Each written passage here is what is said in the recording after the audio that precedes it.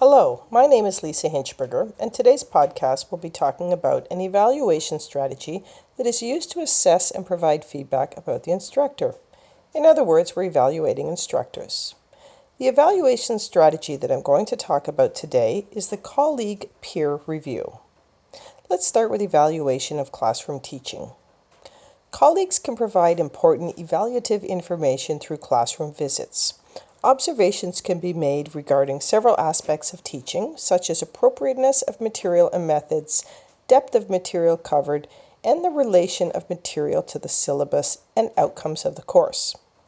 Observing what new developments are being incorporated into the instructor's discipline will also help to assess their mastery of the content. This is something student evaluation can't do. There is consensus that peer observation has been more successful as a strategy for teaching improvement rather than for personnel decisions. When used for personnel decisions, it is important to have an explicit criteria by which colleagues make evaluations. The evaluation process is enhanced when, prior to classroom visits, colleagues review the syllabus and course-related materials and discuss the course goals and class objectives with the instructor. Let's move on to evaluation of course materials. Colleagues can evaluate course materials such as syllabi, textbook, handouts, assignment, graded exams, and graded papers. Examination by colleagues offers several advantages. It properly uses faculty expertise. It can be done in a reasonable period of time, and it can be done anonymously. It is also appealing because it can be used for both personnel decisions and for teaching improvement purposes. Let's move on to evaluation of instructional contributions. This can also be assessed. Colleagues may be in the most advantageous position to evaluate such teaching-related activities as curriculum development, supervision of student research, authorship of textbooks, and other instructional materials. So what are the best practices to use for this strategy? Let's start with standardized tools. Collaboratively create the tools you will use for the peer review and agree on the procedures of their use. Make the review part of the bigger picture. It should be a part of a larger teaching effort that emphasizes that excellence in teaching is important to all the faculty.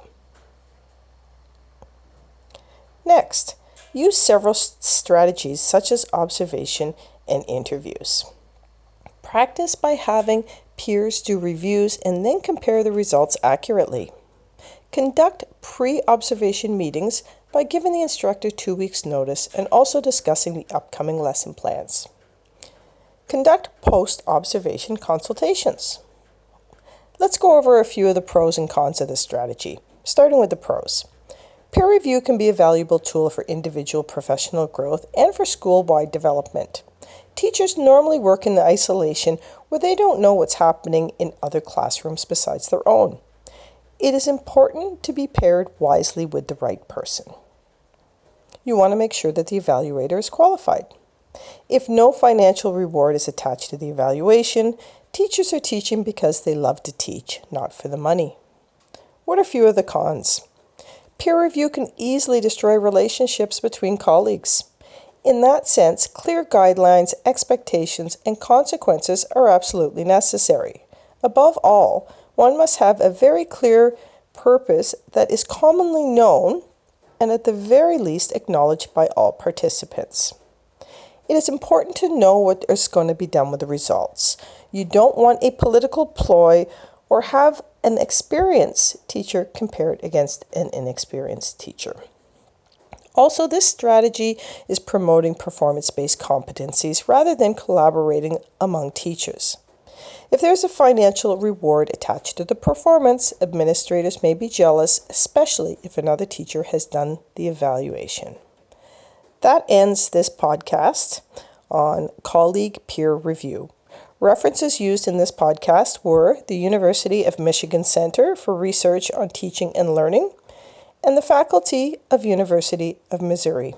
Thanks for listening.